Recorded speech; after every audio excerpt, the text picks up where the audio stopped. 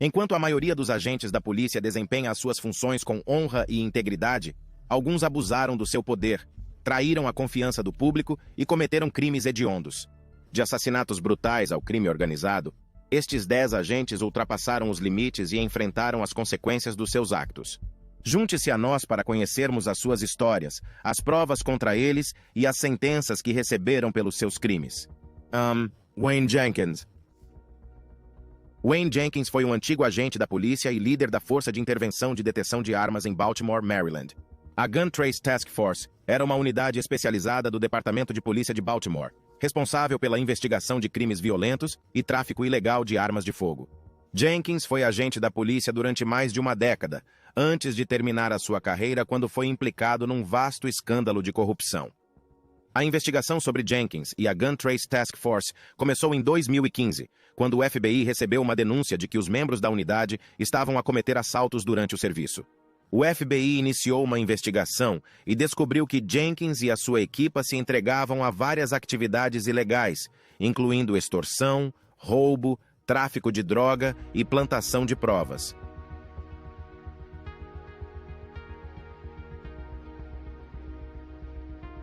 Jenkins era o líder da equipa de intervenção e usava a sua posição para orquestrar muitas das atividades ilegais.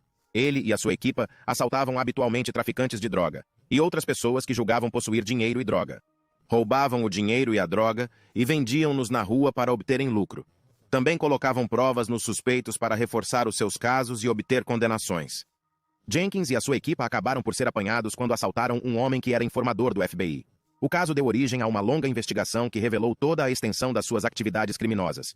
Em 2017, Jenkins e 6 outros agentes foram acusados de extorsão federal. O caso contra Jenkins e a Gun Trace Task Force foi uma das mais extensas investigações de corrupção na história do Departamento de Polícia de Baltimore. A investigação revelou falhas significativas nos sistemas de responsabilização interna do departamento, incluindo a falta de controlo e uma cultura de impunidade. Em 2018, Jenkins declarou-se culpado de várias acusações, incluindo extorsão de fundos, roubo e apresentação de relatórios falsos. Foi condenado a 25 anos de prisão federal, sem possibilidade de liberdade condicional. A sentença de Jenkins foi um momento importante na investigação, pois ele era considerado o líder do projeto criminoso. A sentença de Jenkins recordou a outros agentes da polícia e funcionários públicos que as autoridades policiais não tolerariam a corrupção na aplicação da lei. Foi também uma chamada de atenção para o fato de as ações de alguns maus agentes poderem ter um impacto profundo na confiança da comunidade na polícia. De um modo geral, o caso de Wayne Jenkins é um conto de advertência sobre a importância da integridade na aplicação da lei e o impacto devastador da corrupção na confiança e segurança do público. Embora a grande maioria dos agentes da polícia sejam funcionários públicos honestos e dedicados, é essencial responsabilizar pelos seus actos aqueles que se envolvem em atividades corruptas. O caso contra Jenkins e a Gun Trace Task Force sublinha a importância de mecanismos sólidos de supervisão e responsabilização para prevenir a corrupção e garantir que os agentes da polícia cumprem o seu dever de servir e proteger as suas comunidades. 2. Michael Dutroux. Michael Dutroux era um agente da polícia do município de Edison, Nova Jersey, que cometeu vários crimes, incluindo fogo posto, conspiração para cometer má conduta oficial e perseguição. Em 2013, Dutroux incendiou a casa de um oficial superior com quem se tinha desentendido.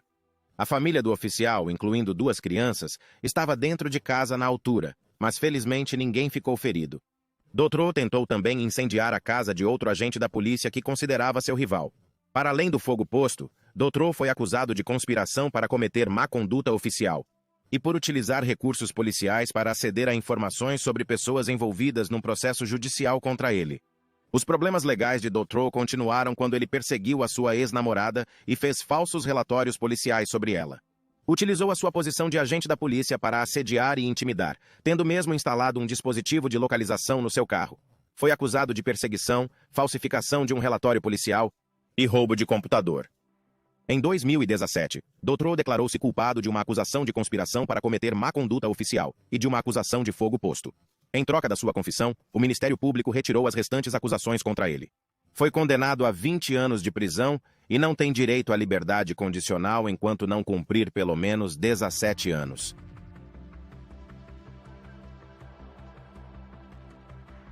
O caso de Michael Dutroux é um lembrete claro da importância de defender a lei, mesmo para aqueles que ocupam posições de autoridade. As ações de Dutroux constituíram um abuso flagrante do seu poder como agente da polícia e puseram em perigo a vida de pessoas inocentes. É crucial que as agências de aplicação da lei examinem e monitorizem minuciosamente os seus agentes para evitar que tais abusos ocorram. Além disso, este caso realça a necessidade de responsabilização e de consequências para aqueles que se envolvem em comportamentos criminosos, especialmente quando se trata de perseguição e assédio. É essencial apoiar os recursos das vítimas destes crimes e responsabilizar os agressores pelos seus actos. Número 3. Daniel Holtzclaw. Daniel Holtzclaw foi um antigo agente da polícia de Oklahoma City, condenado por ter agredido sexualmente várias mulheres em serviço. Holtzclaw cometeu os crimes entre dezembro de 2013 e junho de 2014, enquanto Holtzclaw patrulhava um bairro de baixos rendimentos. Holtzclaw visava mulheres vulneráveis, incluindo as que tinham mandados de captura pendentes ou que tinham registro criminal, acreditando que seria menos provável que denunciassem as agressões. Usava a sua posição de autoridade para coagir essas mulheres a praticar actos sexuais, ameaçando-as de prisão se não obedecessem. Os crimes de Holtzclaw foram revelados pela primeira vez quando uma mulher denunciou que ele a tinha agredido sexualmente durante uma paragem de trânsito. O caso deu origem a uma investigação que revelou um padrão de abusos que se estendeu por vários meses. No total, 13 mulheres apresentaram alegações contra Holtzclaw. As mulheres descreveram experiências semelhantes, com Holtzclaw a usar o seu poder para as intimidar e manipular. Muitas vezes, Holtzclaw efetuava revistas ou revistas que se transformavam em agressões sexuais. Também fazia comentários sugestivos e exigia favores sexuais em troca de clemência. Durante o julgamento, Holtzclaw manteve a sua inocência, alegando que as mulheres tinham fabricado as alegações como parte de uma conspiração contra ele. No entanto, o júri considerou o culpado de 18 acusações e o juiz condenou-o a 263 anos de prisão. Os crimes de Holtzclaw devastaram as suas vítimas, que já se debatiam com a pobreza, a toxicodependência ou problemas de saúde mental. Ficaram traumatizadas e envergonhadas, com poucos recursos de apoio ou justiça.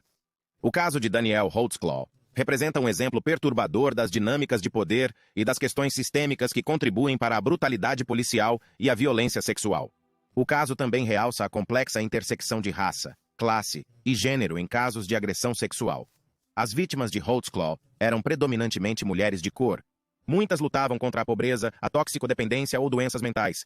Estes fatores tornaram-nas vulneráveis a abusos e menos propensas a receber apoio ou justiça. O facto de Holtzclaw ter visado especificamente estas mulheres sublinha a necessidade de um debate mais amplo sobre a forma como a desigualdade sistêmica perpetua os ciclos de violência.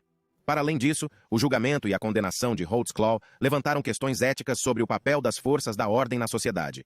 Enquanto funcionários públicos, os cidadãos confiam a agentes da polícia a tarefa de proteger e servir as suas comunidades. Quando abusam desse poder, prejudicam os indivíduos e corroem a confiança do público na aplicação da lei.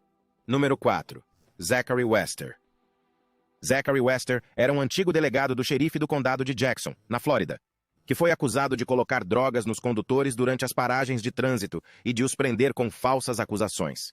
A investigação sobre a conduta de Wester começou em 2018, quando um procurador do condado de Jackson notou irregularidades no caso que Wester estava a levar a tribunal.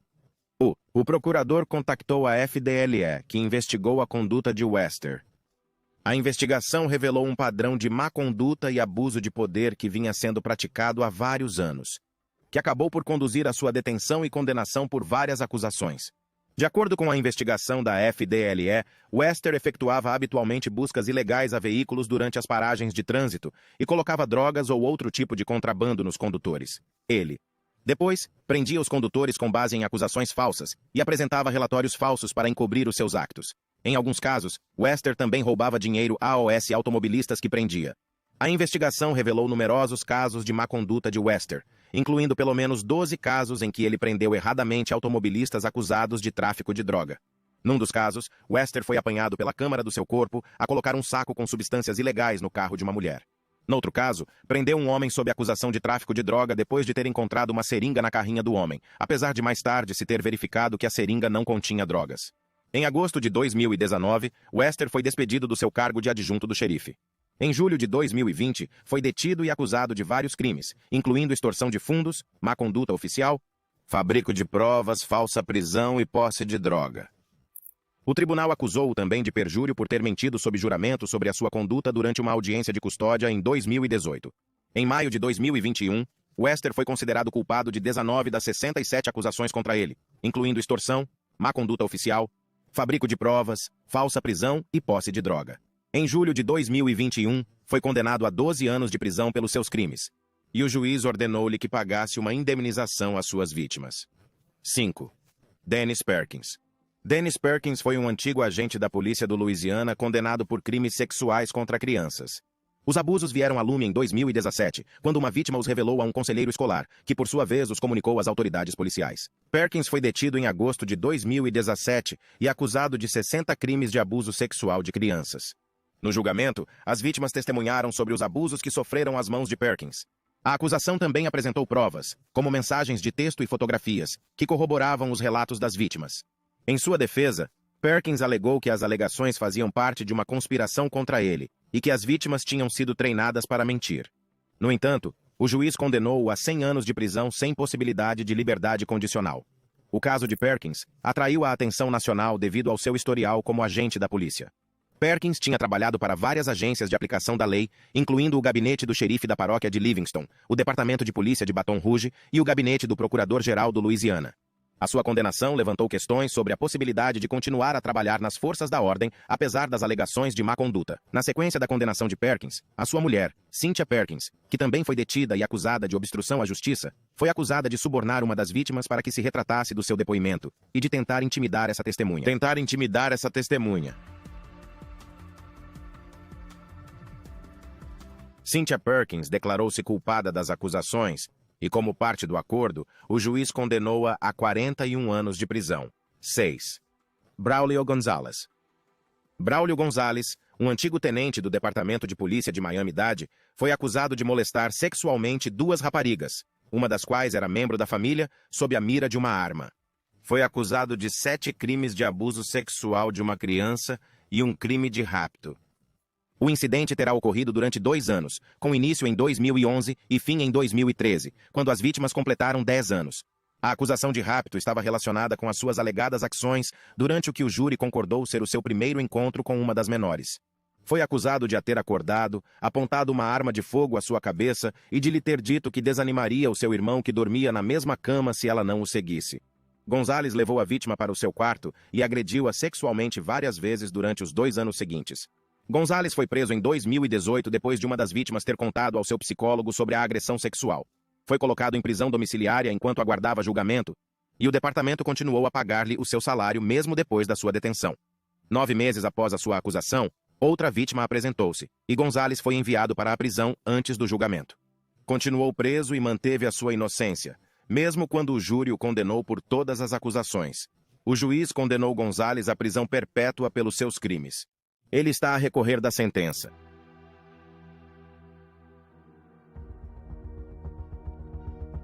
Os registros policiais indicam que Gonzalez alegadamente agrediu outras mulheres antes das acusações que levaram à condenação esta semana. 3 das suas ex-namoradas afirmaram ter sofrido ferimentos graves depois de Gonzalez as ter alegadamente atacado, tendo uma delas ficado com o nariz partido e outra com o braço partido. De acordo com os relatórios da polícia, 2 das mulheres afirmaram que ele também lhes apontou uma arma de fogo. Apesar de o seu superior ter conhecimento destes incidentes, Gonzalez não perdeu o seu emprego na polícia de Miami-Dade. 7. Kenneth Blue. Os crimes de Kenneth Blue, antigo agente da polícia, chocaram a comunidade e os agentes da autoridade. O assassínio de Jennifer Webb, uma mulher grávida de 32 anos, foi um crime particularmente hediondo cometido por Blue. De acordo com os relatos, Blue era o pai da criança por nascer de Webb, mas ele era casado e queria manter o caso escondido. Alegadamente, convenceu Webb a encontrar-se com ele numa área programada para discutir a pensão de alimentos. Uma vez lá, Blue terá disparado sobre Webb e deixou-a a morrer. Um automobilista que passava encontrou o corpo de Webb e ligou para o 112. Os investigadores conseguiram encontrar Blue como suspeito, e as provas, incluindo um invólucro de bala e um rastro de pneu, ligaram-no ao local do crime. Além disso, um recluso que tinha partilhado a cela com Blue terá revelado que Blue tinha confessado o homicídio. Durante o julgamento, a acusação apresentou uma grande quantidade de provas contra Blue, incluindo provas de ADN, que confirmavam que ele era o pai do bebê de Webb. A defesa tentou argumentar que Blue não era mentalmente competente na altura do crime. No entanto, o júri acabou por rejeitar este argumento e considerou-o culpado de homicídio em 1º grau. Blue foi condenado à prisão perpétua sem possibilidade de liberdade condicional. Uma sentença que foi proferida com a esperança de trazer alguma justiça a Jennifer Webb e a sua família. O caso também levou a uma revisão dos procedimentos e protocolos policiais e a uma maior consciencialização sobre a violência doméstica e os perigos dos agentes policiais que abusam do seu poder. O caso de Kenneth Blue serve para recordar os perigos potenciais que podem surgir quando indivíduos em posições de autoridade abusam do seu poder. Como agente da polícia, Blue foi incumbido de proteger e servir a comunidade, mas, em vez disso, utilizou a sua posição para cometer um crime hediondo e encobrir um caso. As consequências dos seus actos foram devastadoras, não só para Jennifer Webb, mas também para a sua família, para a comunidade e para a reputação das forças da ordem em geral. Embora a sentença de Blue tenha trazido algum encerramento para as pessoas afetadas por este crime, também levantou questões importantes sobre a necessidade de uma maior supervisão e responsabilização dos agentes da autoridade. Na sequência do caso, muitos apelaram a uma melhor formação e apoio a AOS agentes da polícia e a um maior escrutínio dos agentes da polícia que apresentem sinais de doença ou instabilidade mental. 8. David Carrick. David Carrick teve uma curta passagem pelo exército britânico antes de entrar para a Polícia Metropolitana como agente da polícia em 2001. Em 2009, passou a fazer parte da equipa de proteção parlamentar e diplomática. No entanto, em 2002, foram-lhe feitas acusações de abuso doméstico. Apesar de ter recebido várias queixas sobre o seu comportamento, Carrick foi recertificado para continuar a ser um agente da polícia armado em 2017. Os seus colegas chamavam-lhe Dave Bastardo devido à sua propensão para a crueldade. Entre 2003 e 2020, Carrick conheceu várias mulheres em aplicações de encontros como Badoo e Tinder, de quem mais tarde abusou e agrediu sexualmente. Usando o seu trabalho como agente da polícia armado, ganhou a confiança delas e controlou-as através de abusos físicos e emocionais. Carrick degradou as suas vítimas fisicamente, agrediu-as sexualmente e aprisionou-as em espaços pequenos. Em outubro de 2021, outra mulher denunciou que Carrick a tinha agredido sexualmente um ano antes. Decidiu apresentar-se em resposta ao rapto, agressão sexual e morte de Sarah Everard por outro agente da Polícia Metropolitana. Carrick foi preso e suspenso do trabalho policial. Inicialmente declarou-se inocente de todas as acusações contra ele. Em dezembro de 2022, no Tribunal Criminal de Old Bailey, no centro de Londres, Carrick declarou-se culpado de 49 acusações, incluindo 24 acusações de agressão sexual envolvendo 12 vítimas do sexo feminino. Em 16 de janeiro de 2023, no Southwark Crown Court, declarou-se culpado de mais 4 acusações.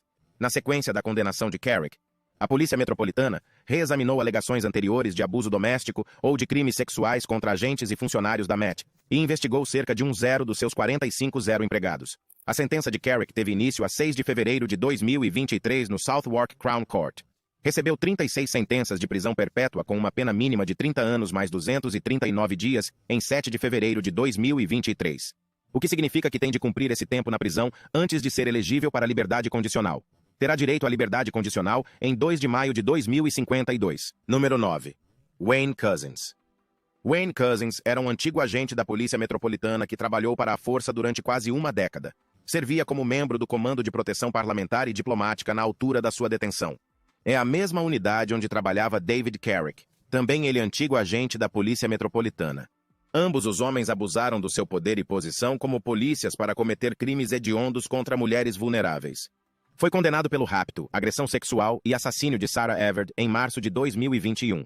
Everard regressava à casa de uma amiga no sul de Londres quando Couzens a raptou, tendo sido encontrada num bosque em Kent.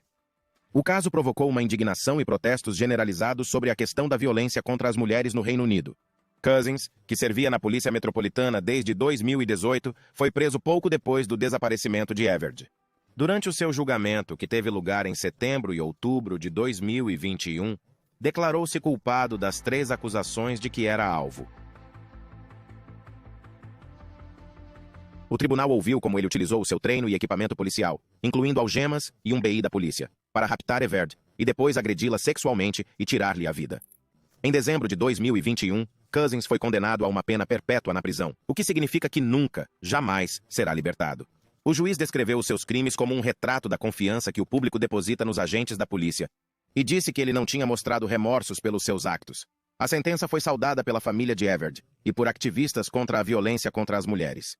Couzens também levantou questões sobre a questão da violência contra as mulheres no Reino Unido e desencadeou um debate mais alargado sobre o tratamento das mulheres pela polícia. A polícia de Met foi criticada pela forma como tratou o caso, em particular pelo uso de táticas de mão pesada numa vigília por Everard, e pelo facto de não ter investigado alegações de má conduta sexual por parte de agentes da polícia.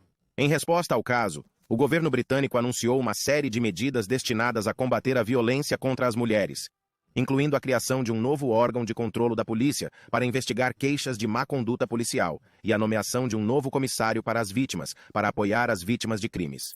O caso levou também à introdução de uma nova lei, a Police Crime Sentencing and Courts Bill, que inclui penas mais rigorosas para crimes contra mulheres e raparigas e novas medidas para proteger as vítimas de violência doméstica. 10. Michael Valva. Michael Valva era um antigo agente da polícia de Nova York, condenado por homicídio em segundo grau pela morte do seu filho de 8 anos, Thomas Valva, e condenado a 40 anos de prisão perpétua. O caso teve início a 17 de janeiro de 2020, quando Michael Valva telefonou para o número 911 a informar que o seu filho Thomas tinha caído em casa e não respirava. Thomas foi levado de urgência para o hospital, onde foi declarado morto. No entanto, uma autópsia revelou que Thomas tinha morrido de hipotermia, e os investigadores consideraram que se tratava de um homicídio. Investigações posteriores revelaram que Thomas tinha sido sujeito a abusos horríveis por parte de Michael Valva e da sua noiva, Angela Polina, que também foi acusada de homicídio em segundo grau. Thomas e o seu irmão mais velho, Anthony, tinham sido obrigados a dormir numa garagem sem aquecimento como castigo por molharem a cama. As temperaturas na garagem terão descido até AOS 19 graus Fahrenheit, 7 graus Celsius, provocando uma hipotermia grave a Thomas. Os procuradores também apresentaram provas de que Michael Valva tinha um historial de abusos contra os seus filhos, incluindo Thomas e Anthony. A ex-mulher de Valva, Justina Zbiga Valva, tinha denunciado a AOS Serviços de Proteção de Menores que Valva era abusivo para com os filhos e tinha um historial de negligência para com eles. No entanto, apesar destas denúncias, Valva conseguiu manter a guarda dos seus filhos. Durante o julgamento, os jurados ouviram gravações áudio em que Michael e Polina gozavam e ridicularizavam Thomas, enquanto este dava os últimos suspiros. A gravação também revelou Valva dizendo que não se importava se Thomas vivia ou não.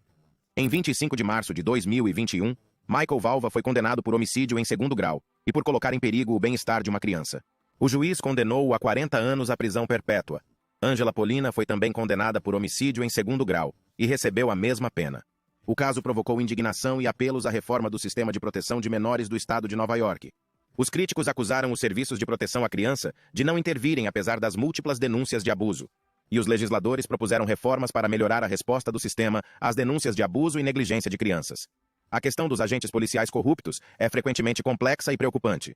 Embora a maioria dos agentes da autoridade sirva com integridade e honra, por isso, é fundamental que as comunidades responsabilizem os agentes da polícia pelas suas ações e que os departamentos disponham de mecanismos de vigilância sólidos. Obrigado por assistir e vemo-nos no próximo vídeo.